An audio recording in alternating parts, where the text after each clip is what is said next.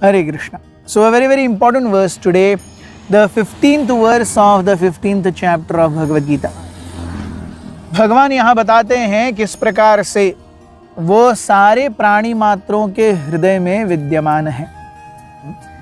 उनसे किसी भी चीज की, किसी भी जीव की कोई भी गतिविधि छुपी नहीं है। कल हमने देखा, या कल के 2 श्लोकों में हमने देखा किस प्रकार से भगवान के कारण ही ऊर्जा आ रही है, सृष्टि आ रही है। अंदर शरीर के वो पाचन तंत्र चलाते हैं वैश्वानर के रूप में। आज के श्लोक में भगवान कहते हैं किस प्रकार से वो हर एक जीव के हृदय में भी हैं। He says, सर्वस्य चाहम हृदय सन्निविष्टो मत्तः स्मृतिर्ज्ञानमपोहनं च वेदैश्च सर्वैरहमेव वेद्यो वेदांतकृत् वेदविदेव चाहम्. So Krishna says, I am seated in everyone's heart, and from me come remembrance, knowledge and forgetfulness. By all the Vedas I am to be known. Indeed, I am the compiler of Vedanta and I am the knower of the Vedas. तो भगवान कहते हैं सर्वस्य च अहम हृदि सन्निविष्ट। सभी जीवों के हृदय में मैं सन्निविष्ट हूं। हृदय यानी प्राण का मूलभूत केंद्र। So by हृदय we do not specifically mean heart as they say in biology. We mean the seat of प्राण। अब हर एक अमीबा पैरोमीशियम के अंदर भी प्राण है। हर एक सिंगल सेल्यूलर ऑर्गेनिज्म के अंदर भी प्राण है। उनके अंदर ये हार्ट शेप कुछ नहीं होगा, लेकिन उनके अंदर प्राण है। So that seat of prana in any living entity is basically हृदय। So सर्वस्य च अहम हृदि सन्निविष्टः। मैं पूरी तरह से हर एक जीव के हृदय में, जहां से प्राण उसकी गतिविधि चलती है, प्राणों की, वहां पर मैं हूं। मत्तः स्मृति ज्ञान अपोहन। तो भगवान पाचन तंत्र के रूप में पेट के अंदर हैं। भगवान हृदय के अंदर परमात्मा के रूप में है।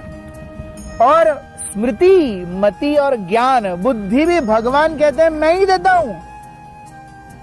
सो body Krishna says I am giving, energy I am giving, पाचन तंत्र I am giving, heart I am taking care, बुद्धि I am taking care. Yes, so सर्वस्य च अहम हृदि सन्निविष्टः मत्तः स्मृति ज्ञान अनपोहन। स्मृति यानी रिमेम्बरेंस, ज्ञान नॉलेज। हम सीखते हैं नई चीजें, फिर भी एग्जामिनेशन हॉल में जाकर के अरे कल ही तो पढ़ा था, तो ज्ञान है लेकिन उसकी स्मृति चली गई है। जैसे कर्ण को श्राप मिला था परशुराम जी से कि आपने मेरे से झूठ बोला है। तो जब आपको सही में दिव्य अस्त्र शस्त्रों के मंत्र चाहिए होंगे, दिव्य अस्त्र शस्त्रों को बुला के नहीं के मंत्र चाहिए होंगे, वो आपको याद नहीं आएंगे। सो ज्ञान था उसके पास लेकिन याद नहीं आ रहा था उसे कुछ। तो नॉलेज या ज्ञान अर्थात चीजें हासिल करना, उसको रिटेन रखना, स्मृति। मति, सो फॉरगेटफुलनेस, अपोहन। अपोहन यानी चीजें भूल जाना। सो याद रखने का जो फैकल्टी है, भूलने की फैकल्टी है, और चीजों को समझने की फैकल्टी है। Everything is coming from Krishna. Understanding, forgetfulness and the faculty of learning new things, this is all also coming from Krishna. So what else is remaining? So then Krishna says even not only this, वो कहते हैं इस श्लोक में कि वेदैश्च सर्वैर अहम एव वेद्य वेदांतकृत वेदविदेव चाहम्। सो वेद अर्थात वो पुस्तकें, वो ग्रंथ जो हमें आध्यात्मिक ज्ञान दे रहे हैं, भौतिक ज्ञान भी दे रहे हैं।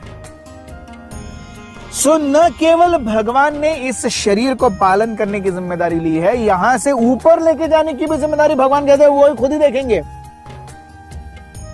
सो वेदों के कर्ता रचयिता वही हैं। वेदों को समझने के लिए जो ज्ञान चाहिए वो भी वही देंगे। वेदों का स्मरण रहने के लिए जो स्मृति चाहिए वो कहते हैं वही है। So everything we see is detailed coming from Krishna only. So the yoga of the Supreme Person tells us very emphatically, everything is coming from Krishna only. जीवन आ रहा है, शरीर आ रहा है, पाचन तंत्र आ रहा है, हृदय आ रहा है, मति आ रही है, बुद्धि आ रही है, सब कुछ भगवान से आ रहा है. What does a jiva have to be proud of? Practically nothing. So let us study Vedic literatures, Bhagavad Gita, Bhagavad, Ramayana, Mahabharata, understand what life is and what afterlife is, and let's tread that path. Thank you very much. Hare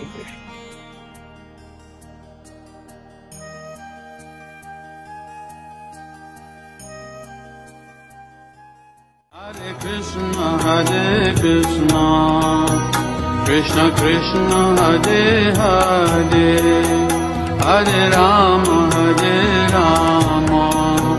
Rama Rama, Hare